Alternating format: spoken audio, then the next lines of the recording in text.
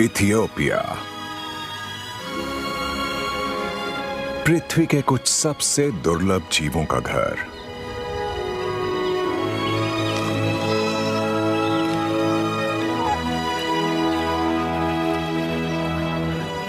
जिनमें बहुत से और कहीं नहीं पाए जाते हैं।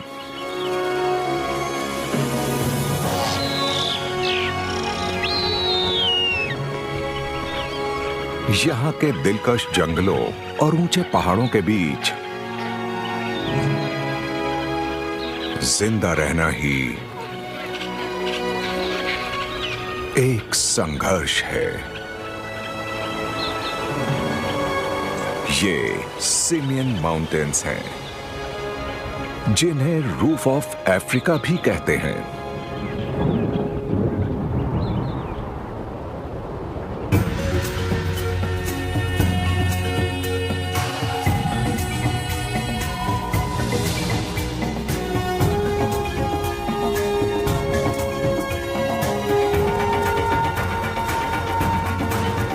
अफ्रीका के उत्तर पूर्व में एक जगह है जहां जानवर बादलों के बीच खतरनाक रास्तों पर चलते हैं।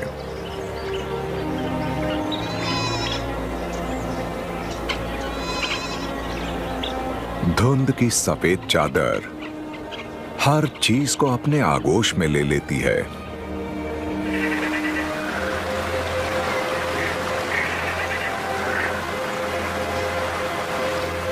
यहां पर रहस्यमय और अजीबोगरीब पौधों की कोई कमी नहीं है।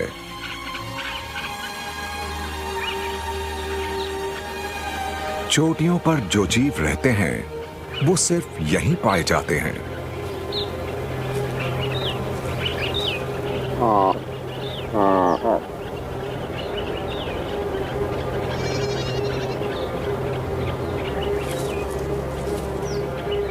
ये पहाड़ों के उस्ताद हैं,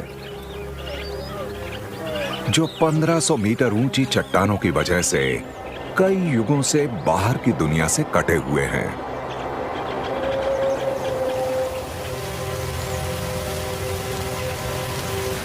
यहां का जीवन इस अलग थलग पर्वतीय वातावरण में फलने फूलने के लिए विकसित हुआ है।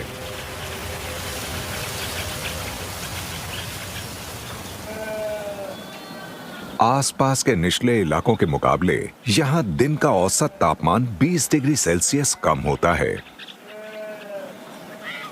और रात में तापमान 0 से नीचे चला जाता है।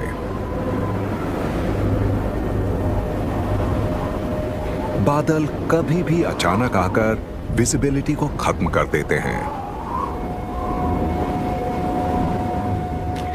यहां पर पैर के फिसलने का मतलब मौत।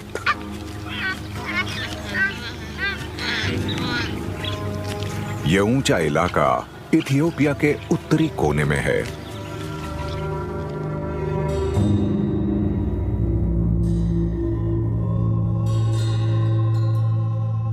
सिमियन माउंटेन्स नेशनल पार्क लगभग 220 वर्ग किलोमीटर में फैला हुआ है। इसमें देश के कुछ सबसे शानदार भूभाग शामिल हैं। ये पहाड़ जो 4500 मीटर से भी ऊंचे हैं, 4 करोड़ साल पहले ज्वालामुखीय गतिविधि की वजह से बने थे।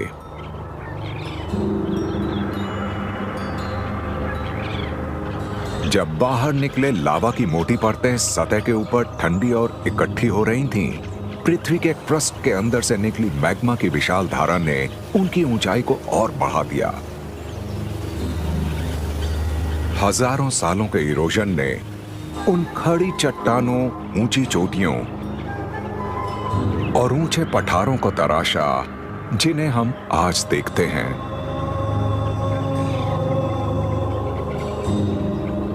तीन 3700 मीटर से नीचे की ढलानों में रहस्यमय पेड़ उगते हैं। हैरानी की बात यह है कि ये ट्री हील्स, जिन्हें एरिका भी कहते हैं, ये हेथर की ही एक प्रजाति है। उपजाऊ ज्वालामुखीय मिट्टी में उगी ये झाड़ियां इतनी बड़ी हो जाती हैं कि एक जंगल का रूप ले लेती हैं।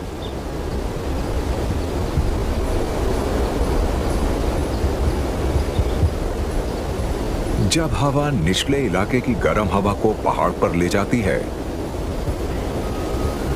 तो वो कंडेंस होकर जंगल को धुंध से भर देती है। इस धुंध की नमी जीवन के लिए एक वरदान है।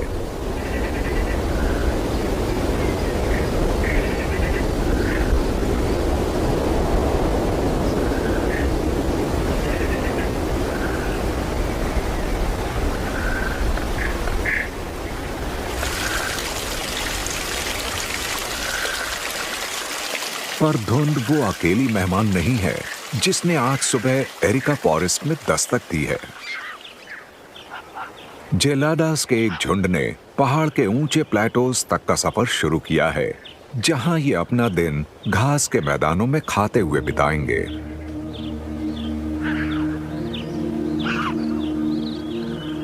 ये एक डेली ट्रिप है जिसमें ये पहाड़ के ऊपर अपने फीडिंग ग्राउंड्स तक जाकर फिर अपनी रेस्टिंग प्लेस पर वापस आते हैं।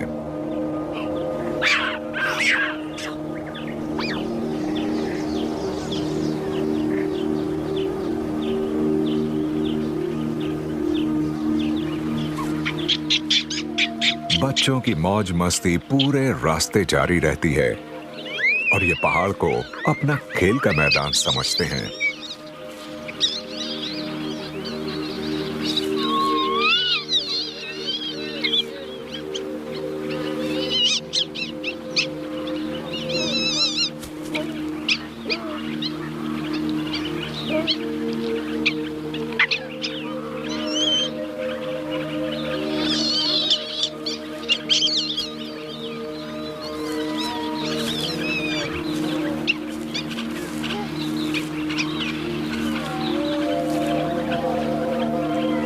जेलाडास कभी बड़ी संख्या में पाए जाने वाले और विशेष रूप से घास खाने वाले प्राइमेट्स की आखिरी बची हुई प्रजाति है।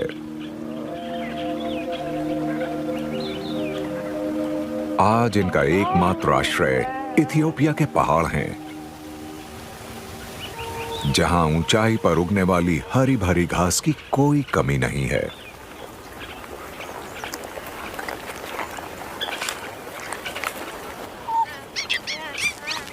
झुंड की गतिविधियों पर सामाजिक संबंधों की छाप नजर आती है।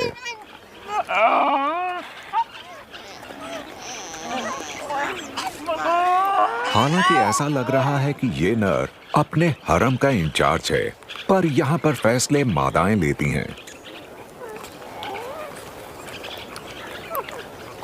ये फैसला भी कि वो रहेगा या नहीं। अगर इसने अपने हरम को ठीक से ग्रूम नहीं किया तो वो इसकी जगह किसी दूसरे नर को चुन लेंगी।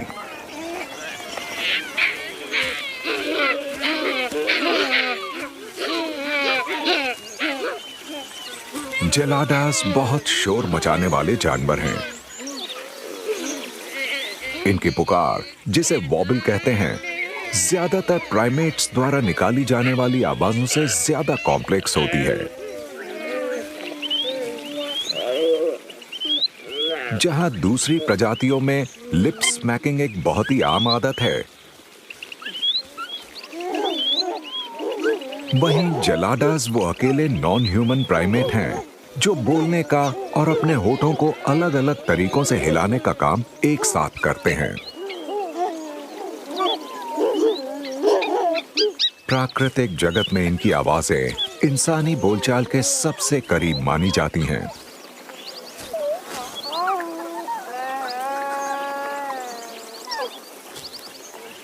बच्चों के लिए बोलने बोलने से ज्यादा मजेदार खेलना कूदना है।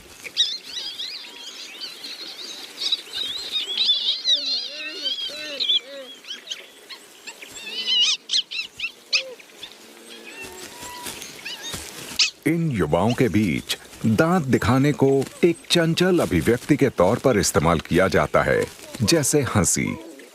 इंसानों की तरह जेलाडास वो दर्शाते हैं जिसे रैपिड फेशियल मिमिक्री कहते हैं। एक दूसरे के एक्सप्रेशंस की ऑटोमेटिक मिमिकिंग जो खेलने के दौरान सामूहिक उत्साह को दिखाती है।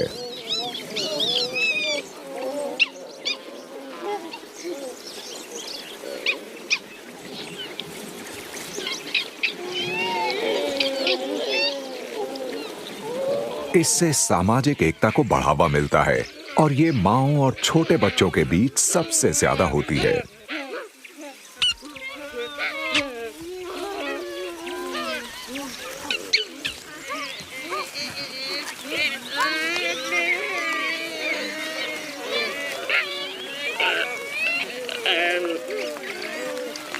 अडल्ट्स अपने काम में व्यस्त हैं, तो बच्चे अपना खेलना जारी रखते हैं।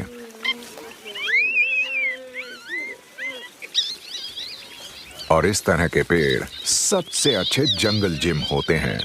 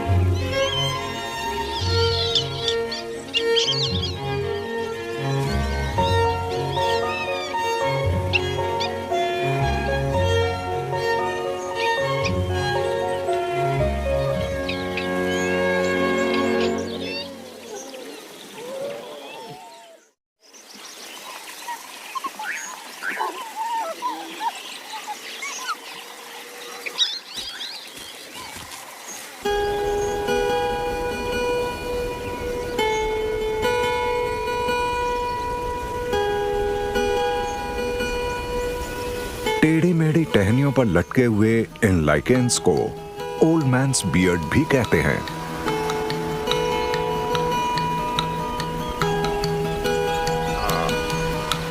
लाइकेंस बहुत अनोखे ऑर्गेनिजम्स हैं, थोड़े फंगी, थोड़े एल्गी।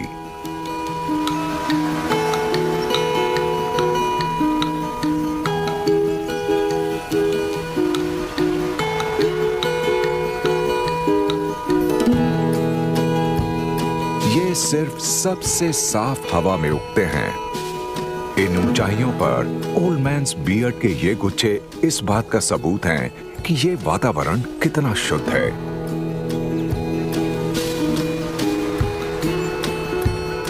हालांकि लाइकेन अपने होस्ट को कुछ खास नहीं देता है, लेकिन ये पहाड़ों के एक दूसरे निवासी के कुछ काम जरूर आता है।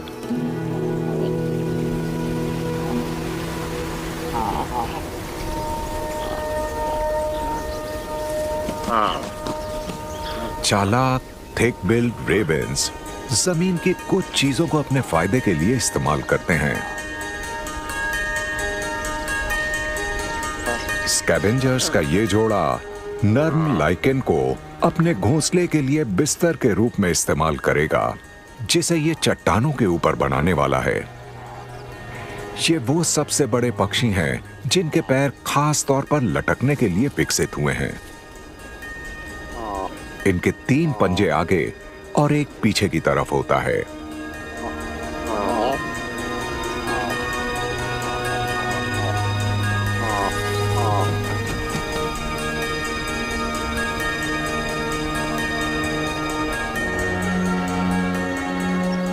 ये पक्षी सिर्फ इथियोपिया और एरिट्रिया के ऊंचे इलाकों में रहते हैं।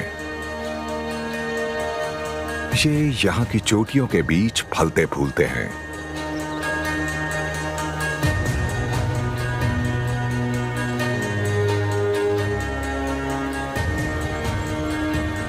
पर एक और स्कैवेंजर है जो ऊंचाई पर उड़ने के मामले में किसी भी दूसरे पक्षी से बेहतर है।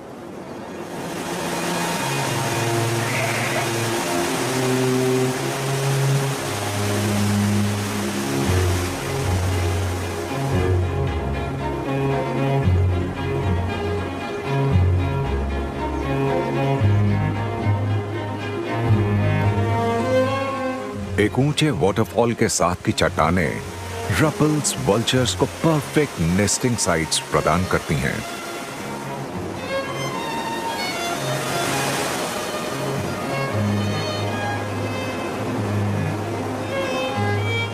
ये पक्षी, जिनको सामूहिक रूप से वेक कहा जाता है, ऐसी ब्रीडिंग कॉलोनीज बनाते हैं जिनमें आश्चर्यजनक रूप से 2000 सदस्य हो सकते हैं।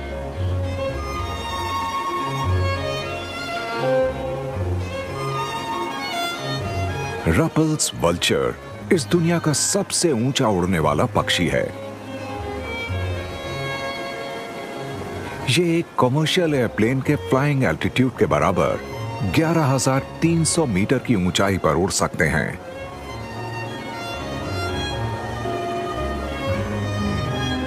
इनकी पूरी बायोकेमिस्ट्री खास तौर पर इसके लिए अडेप्टेड है। इनका खास तरह का हीमोग्लोबिन इन पक्षियों को कम एयर प्रेशर में ज्यादा ऑक्सीजन को एब्जॉर्ब करने में सक्षम बनाता है, जिससे ये इतनी ऊंचाई पर भी जिंदा रहते हैं।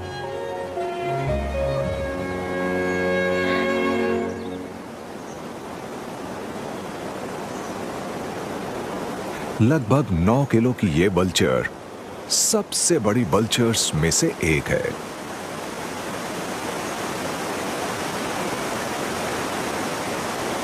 इस वजन को उठाने के लिए इनके पंखों का फैलाव एक सिरे से दूसरे सिरे तक 2.5 मीटर होता है।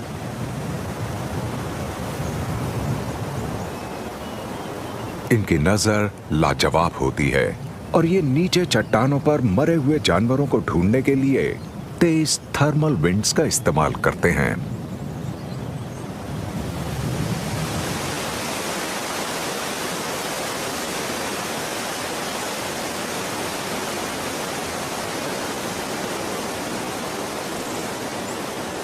ये जिंदा जानवर को कभी नहीं मारते हैं और इसलिए कभी-कभी इनको मरे हुए जानवर की तलाश में अपनी रूस्टिंग साइट से 150 किलोमीटर दूर तक भी उड़ना पड़ता है।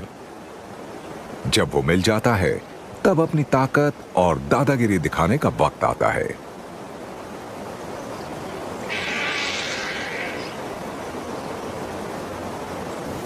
क्योंकि चोटियों पर बहुत से स्कैवेंजर्स गश्त लगा रहे हैं, रपल्स वल्चर्स को अक्सर दूसरे पक्षियों को लाश से दूर भगाना पड़ता है। और आज भी वही होने वाला है।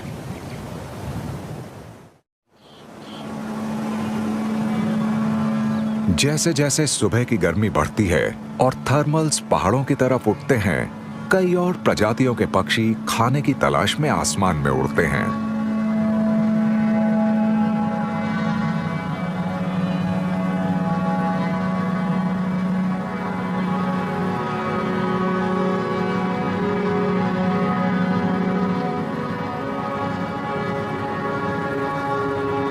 हालांकि रपल्स वल्चर्स सबसे ऊपर उड़ते हैं, लेकिन वो सबसे तेज नहीं उड़ते हैं।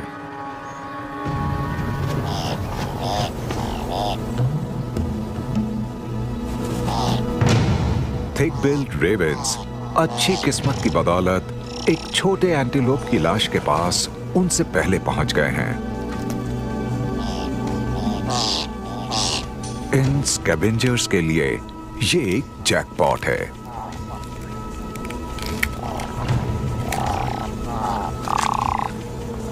ये जानवर के सबसे स्वादिष्ट हिस्से से शुरुआत करते हैं, आंतें और चर्बी।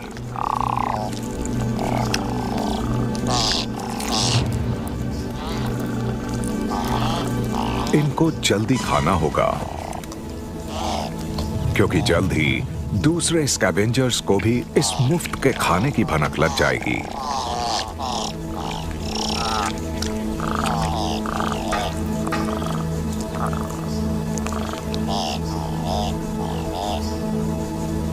देखते ही देखते वहां और भूखे पक्षी पहुंचने लगते हैं।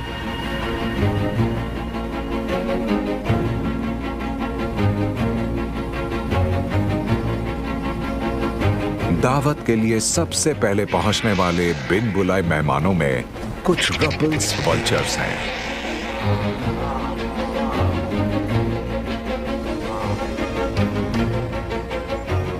घुसपैठ ये थिक बिल्ड रेवन से 6 गुना भारी हैं।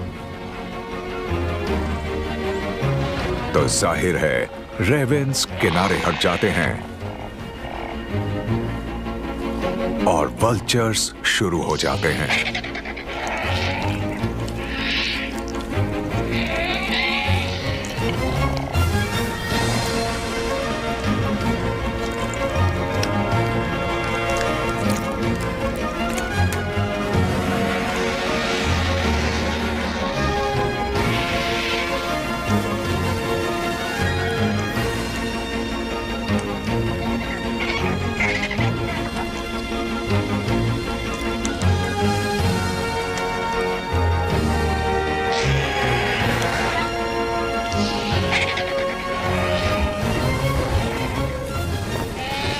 पेट भरने के बाद रपल्स वल्चर्स चले जाते हैं और रेवेंस वापस आ जाते हैं। एक निवासी इस हलचल के ऊपर बहुत शांति से उड़ रहा है। एक विशालकाय और दुर्लभ बियर्डेड वल्चर।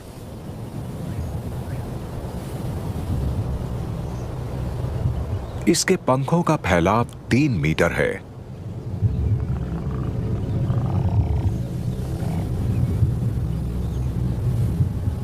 इन स्कैवेंजर्स में सबसे बड़ा होने के बावजूद ये इनकी दावत में खलल नहीं डालेगा।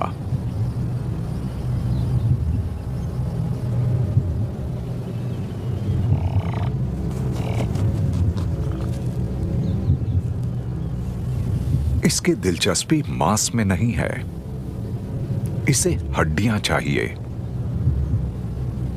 जो इसकी डाइट का लगभग 90% हिस्सा होती हैं।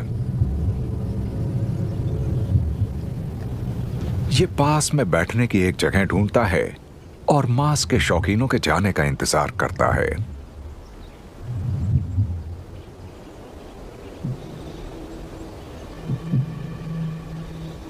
एक टॉनी ईगल पास आ रहा है।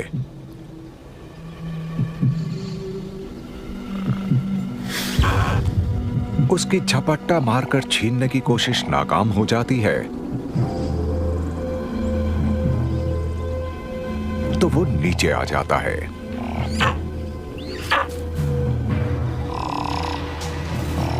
टॉनी ईगल्स दूसरे शिकारियों और स्कैवेंजर से लाशों को चुराने के लिए बदनाम हैं, पर यह लाश बहुत भारी है और अब इसे ये खाना सबके साथ मिलकर खाना होगा।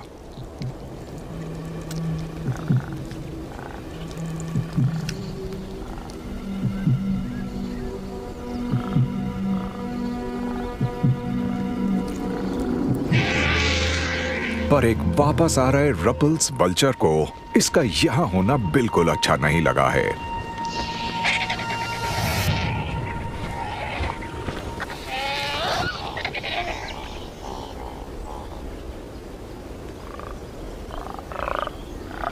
पर आखिरकार ईगल को यहां रहने की इजाजत मिल गई है। रेवेंस जानते हैं कि इनका थोड़ा दूर रहना ही ठीक रहेगा।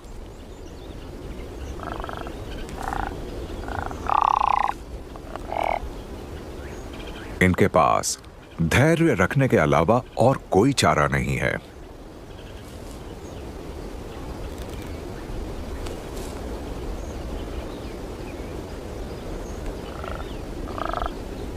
एंटीलोप के हर हिस्से को खा लेने के बाद सब उड़ जाते हैं। अब सिर्फ हड्डियों का ढांचा बचा है। तो अब बियर्डेड वल्चर के नीचे आने का वक्त हो गया है।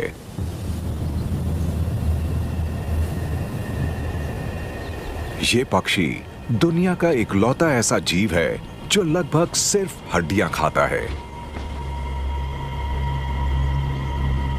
इनके बहुत ज्यादा एसिडिक पेट 4 किलो तक की हड्डियों को आसानी से पचा सकते हैं।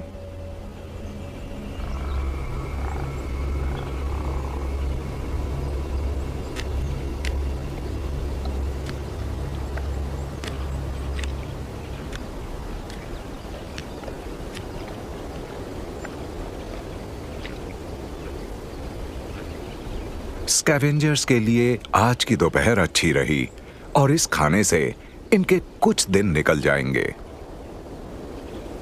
यहां कुछ भी बर्बाद नहीं होता है।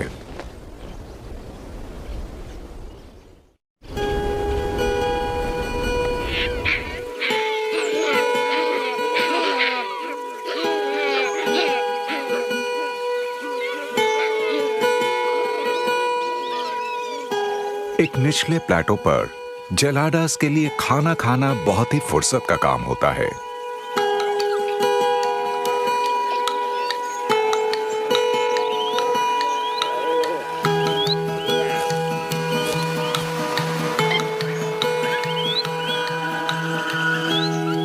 अफ्रीका के ज्यादातर दूसरे बड़े प्राइमेट्स में सबसे पहले खाने का मौका उनको मिलता है जिनके रैंक्स ऊंचे होते हैं। पर जेलाडास के बीच संसाधनों को लेकर खींचातानी लगभग ना के बराबर होती है।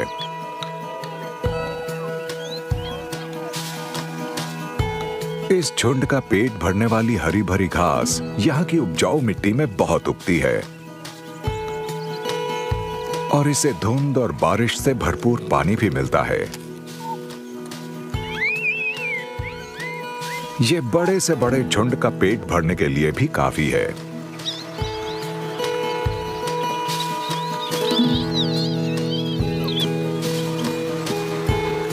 जेलाडास का खाने का तरीका कुछ अलग सा है। ये सीधे बैठकर अपने अपोजेबल थंब से नरम घास को तोड़ते हुए आगे बढ़ते रहते हैं।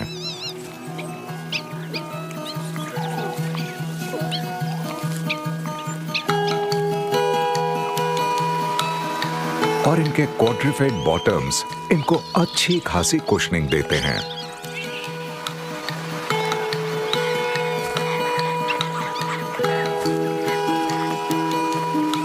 अब साल के बीच की बारिश के बाद ये घास और बीज दोनों खाते हैं। आने वाले 1 महीने में कई और घासों में बीज आएंगे और ये ग्रेन जेलाडास की डाइट का 70% हिस्सा बन जाएंगे।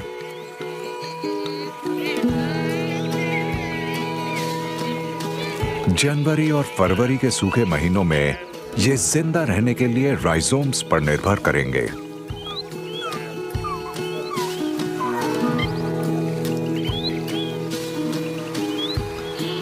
मौसम कोई भी हो, ये अपनी भूख मिटाने के लिए सिमियंस ग्रास पर निर्भर कर सकते हैं।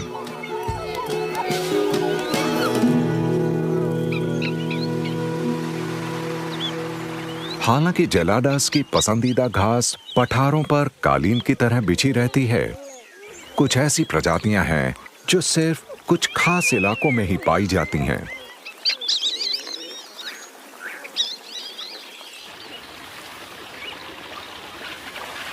लगभग 4000 मीटर की ऊंचाई पर खूबसूरत रेड हॉट पोकर्स चट्टानों पर जगह जगह दिखाई देते हैं।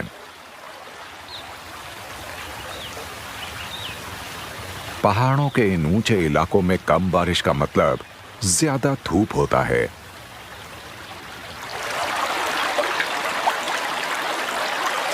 पानी छोटी खाइयों में इकट्ठा होता है और ये पौधे वहां पर बहुत अच्छे से उगते हैं। पर्याप्त रोशनी और नमी की वजह से रेड हॉट पोकर्स पूरा साल खिल सकते हैं। इसका मतलब इनके पराग को पीने के लिए हमेशा कोई ना कोई पंखों वाला मेहमान आता रहता है।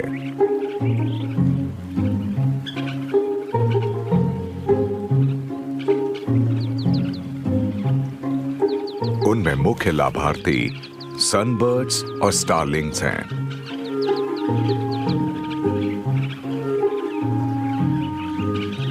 रेड हॉट पोकर ने खुद को अपने पास आने वाले भूखे पक्षियों और कीड़ों की भीड़ का भरपूर फायदा उठाने के लिए विकसित किया है। जैसे जैसे पौधा लंबा होता है, इसके फूल बारी बारी खिलते हैं। सारे फूलों के एक साथ ना खिलने से पराग पूरा साल उपलब्ध रहता है। इससे पौधे के पॉलिनेट होने की और प्रजाति के और फलने फूलने की उम्मीद बढ़ जाती है।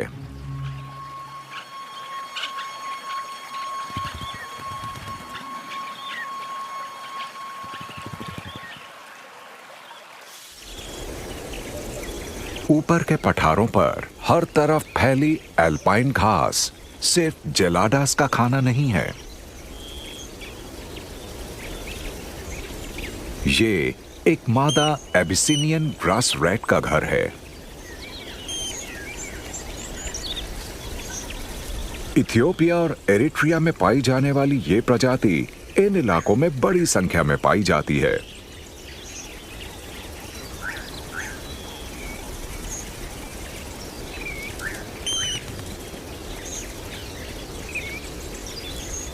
ये खुद को शिकारियों से नहीं बचा सकती है, तो इसे हर समय सतर्क रहना होता है। खास तौर पर इसलिए क्योंकि इसे एक बच्चे का ख्याल रखना है। जब मां बीजों और कीड़ों की तलाश में जाती है, तब यह बच्चा अपनी सुरक्षा के लिए बिल के पास ही रहता है।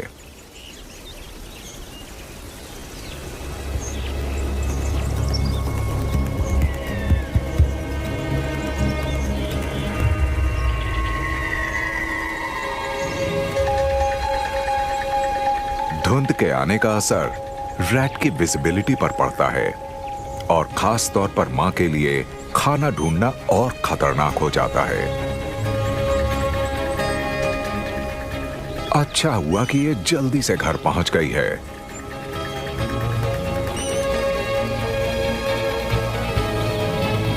ऊपर उड़ रही ऑगर बजर्ड स्वादिष्ट नाश्ता ढूंढ रही है।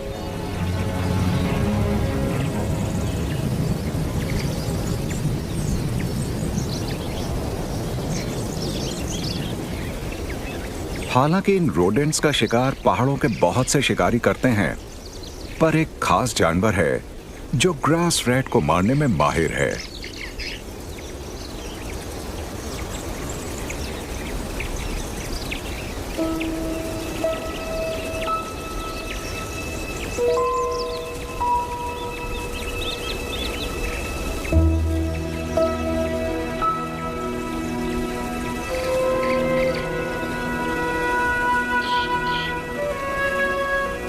सिमियन या इथियोपियन वुल्फ इथियोपिया के पहाड़ों की चोटियों पर सिर्फ 3000 मीटर से ऊपर रहता है।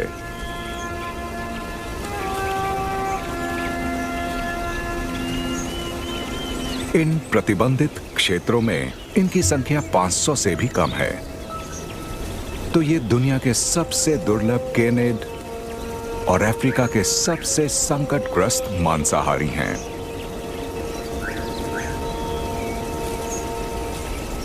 ये पैक एनिमल्स हैं जो अपने इलाकों को मिलकर बचाते हैं, पर शिकार हमेशा अकेले करते हैं। ये कुछ गिनी चुनी चीजें ही खाते हैं और ग्रास रैट्स इनके मेन्यू में सबसे ऊपर हैं।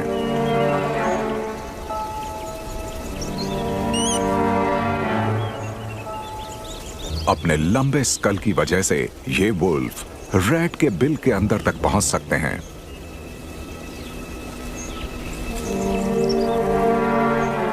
और जब दिन में ग्रास रैट्स खाना ढूंढने निकलते हैं, वुल्व्स भी तभी निकलते हैं।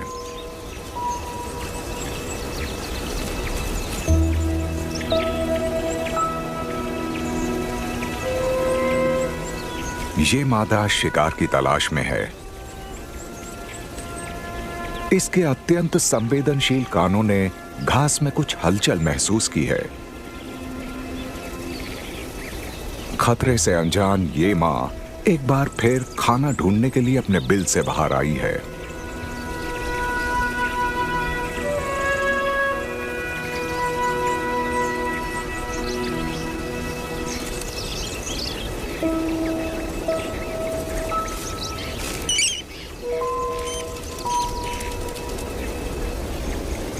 एक जानलेवा गलती। अब इस बच्चे को अपना ख्याल खुद रखना होगा।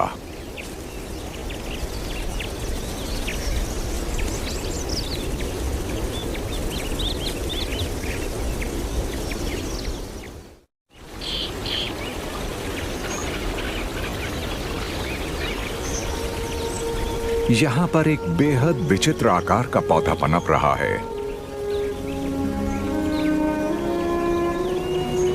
इसको जायंट लोबेलिया कहते हैं।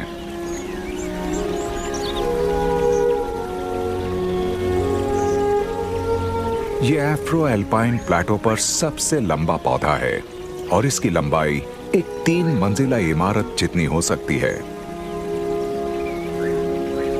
इसकी चौंकाने वाली ग्रोथ इसे पहाड़ों की ऊंचाई पर तापमान में अत्यधिक उतार चढ़ाव को झेलने लायक बनाती है।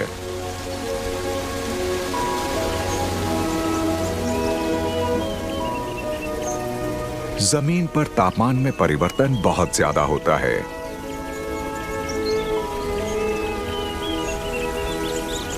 तो लोबेलिया की लंबी स्टेम इसके नाजुक पत्तों और फूलों को जमीन से ऊपर ले जाकर उनकी रक्षा करती है।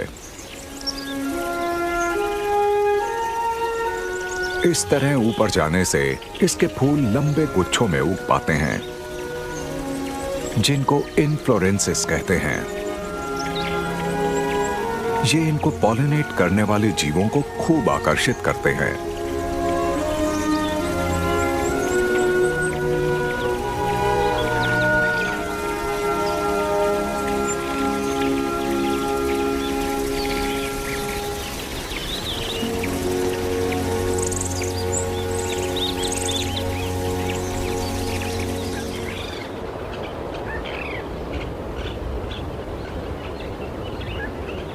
पहाड़ के सबसे ऊंचे इलाकों में भी धुंध का आना एक आम बात है। ये अपनी नमी से यहाँ के पौधों को पोषण प्रदान करती है।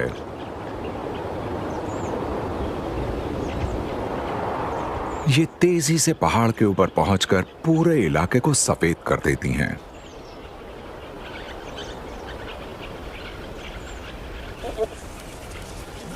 धुंध के बीच एक अजीब सी आकृति दिखाई देती है।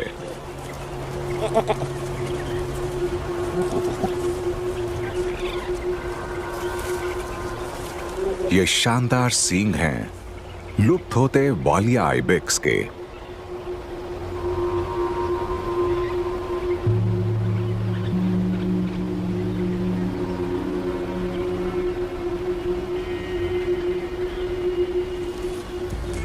ये वाइल्ड गोट्स वास्तविक पहाड़ी निवासी हैं।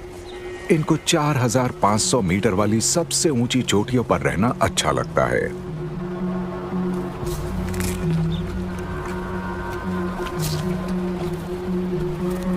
ये ज्यादातर जायंट लोबेलिया के पुराने भूरे पत्ते खाते हैं। इन पत्तों में वो जहरीले एल्केलॉइड्स कम होते हैं जो हरे पत्तों में पाए जाते हैं।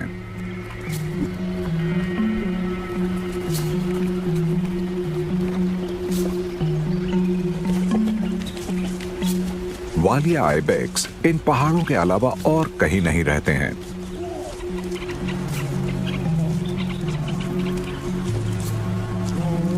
जंगल में शिकार के कारण विलुप्त होने की कगार पर पहुंच चुकी इस गोट की संख्या अब सिर्फ 500 है। सिमियन माउंटेन्स की ये खड़ी चट्टानें इनका एकमात्र ठिकाना है। यहां ये सुरक्षित हैं। वहां पर बहुत कम इंसान जाने की हिम्मत कर सकते हैं जहां ये आराम से घूमते हैं।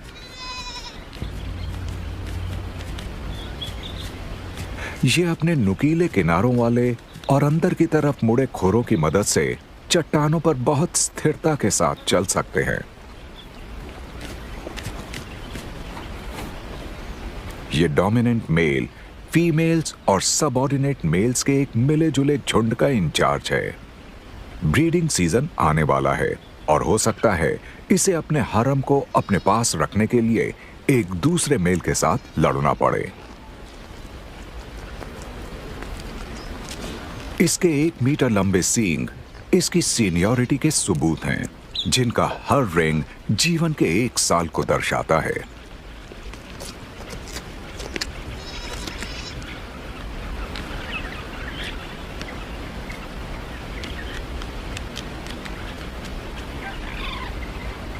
फीमेल्स अपने लीडर से बहुत अलग दिखती हैं।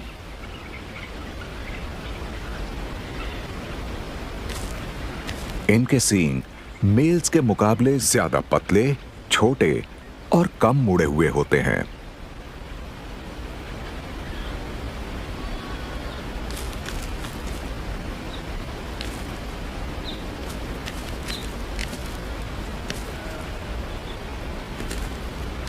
ये बच्चे मार्च और मई के बीच एक ब्रीडिंग पीक के दौरान कंसीव हुए थे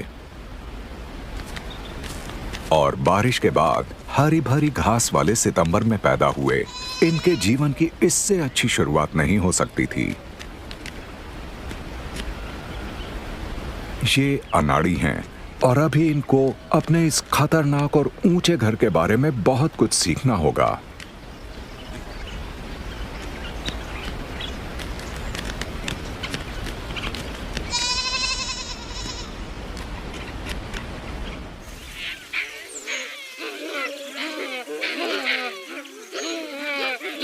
वहां सबसे निचले प्लेटो पर जेलाडास का पूरा दिन खाते हुए बीता है।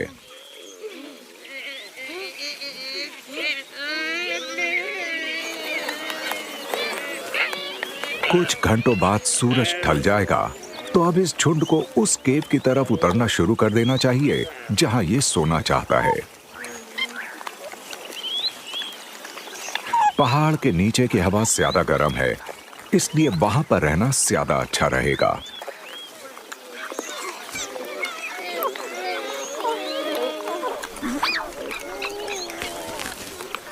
पर हमेशा की तरह शरारती बच्चे चलने को तैयार नहीं हैं। चूहे बिल्ली के इस खेल में निकलने में देर हो रही है।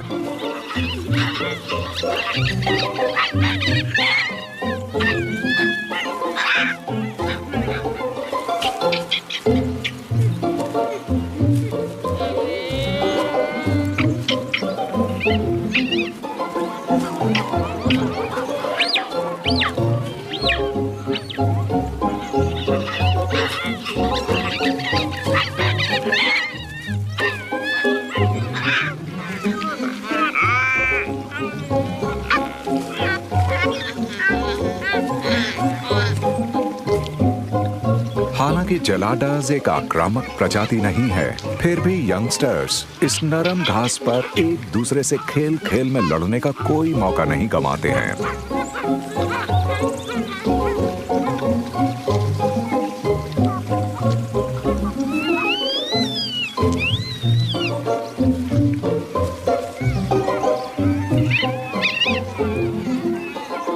यहाँ तक कि झुंड का सबसे छोटा बच्चा भी इस मस्ती में शामिल होना चाहता है।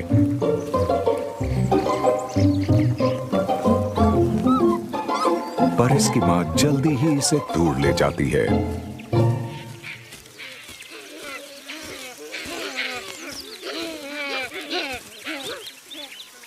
ये लगभग 1 महीने का है और अगले 11 महीनों तक पूरी तरह से अपनी मां के दूध पर निर्भर रहेगा।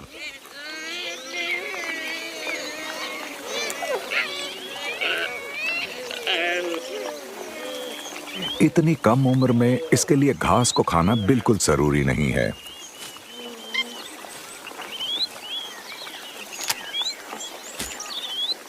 पर यह फिर भी अपनी मां की नकल करने की पूरी कोशिश करता है।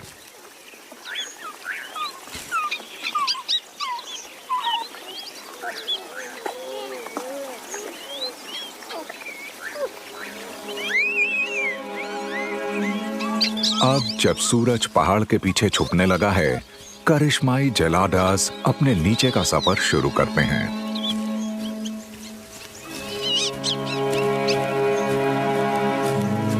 अडल्ट्स ने पेट भर के खाना खा लिया है और यंगस्टर्स ने जी भर के मौज मस्ती कर ली है।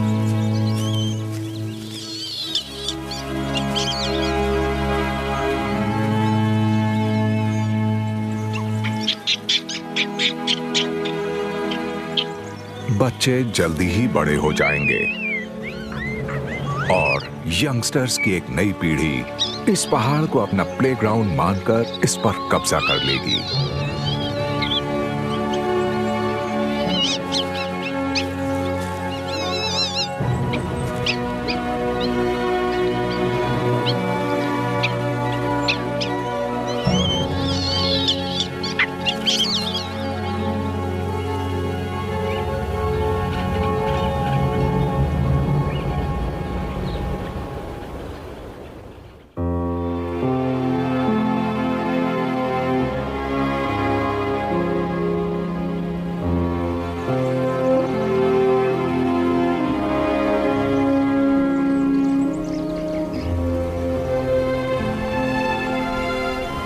सिर चकराने वाली ऊंचाइयों और खड़ी ढलानों वाले इस इलाके में जीवन एक नाजुक डोर से बंधा है।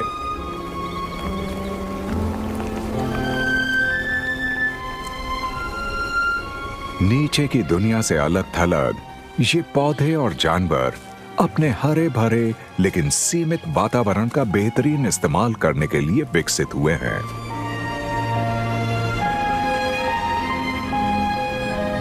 इस विशेषज्ञता का मतलब इनमें से ज्यादातर के पास जाने के लिए और कोई जगह नहीं है।